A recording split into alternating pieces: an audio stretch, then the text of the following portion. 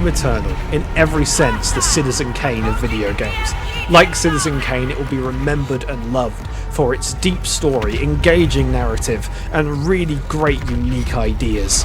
But like Citizen Kane, it will also be panned for its graphical inferiority and its weird gameplay decisions. Why can't I hit anything with the super shotgun? Why don't I have any ammo apart from shooting these explosive barrels? They've ruined what could have been something so great and just decided to make another Overwatch clone.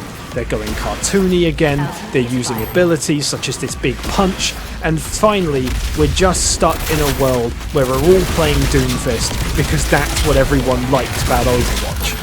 It makes no sense. I mean, come on guys, take a look at the lessons from Star Fox 64. Star Fox 64 understood how to tell an engaging narrative, but also used great scary atmospheres with things like Andros, this unique graphical style which has never been emulated since, and was completely new for its time.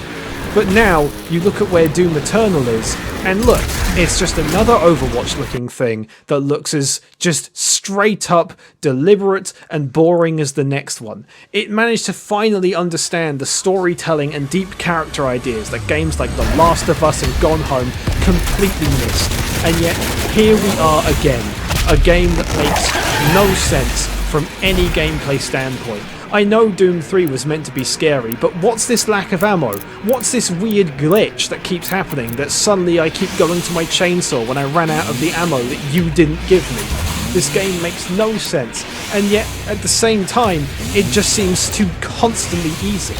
What is this? There is only one decision that I need to make for my difficulty. I make it at the beginning of the game, and suddenly I'm stuck here, and the thing is, why would I take anything else? I don't want to die. I want to play video games for fun, so I pick that one, considering that that's the option that the game gives me. It's the only option that the game would give me to complete the game. But yet, now that I've finished it, it's too easy. You get to the DLCs, and they give you even more upgrades, and tell you to go on that difficulty again. It makes no sense to me. And yet, here is an engaging narrative, something so beautiful and brilliant. Finally, we get to look at things like Pride and Prejudice and move beyond them. We have finally hit a point where literature has gone beyond. So much so that all of the weird literature codex things that the game gave me, I just had to ignore. There was no point for them, because the game's storytelling was already strong enough that it made me understand the full intricacies of who this character was, what his motivations are, and why he wants to save people like Samuel Hayden in the first place. Doom Eternal finally understands what this franchise has been missing, but in doing so, it misses as much as the Super Shotgun does. I mean, look at this gameplay. Look, I'm doing everything I can here, and yet the monsters seem to be faster than me, and the only gun that seems to be worth using half the time is the rotary mode on the shotgun. A gun that isn't even given to you at the beginning. It tells you explicitly to take the grenade at the beginning, but why would I use that? It's useless when I already have a grenade on my backpack. I mean, talk about double dipping your gameplay, guys. That said, this game has finally at least got something engaging, but it's just too easy. It does, however, have cheat code options that you have to find. I miss the days of cheat codes. I lament the days where we actually had to put in cheats. No, just another game in which we have to now collect our cheat codes. So much for cheating. More like optional bonus extras. Seriously though, it just makes no sense to me. I don't understand why we can't just have some good old-fashioned inputs on a menu screen.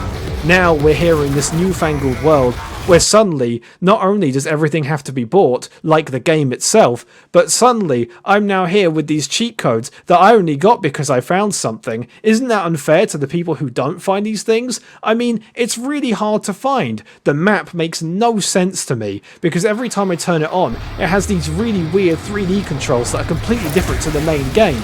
If you're going to have controls on things, make sure you standardize them across your whole game. As for the DLC, it just gives you everything that you want. It makes it too easy and doesn't even resolve the story at all. It makes no sense to me. Doom Eternal should be something special, and it will be remembered among the great annals of literature.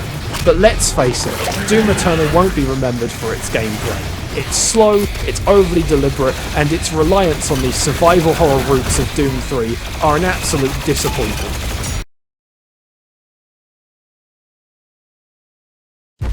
Still, for those of you the persistence to see this story through to the end, you do get to see the magnificent icon of sin.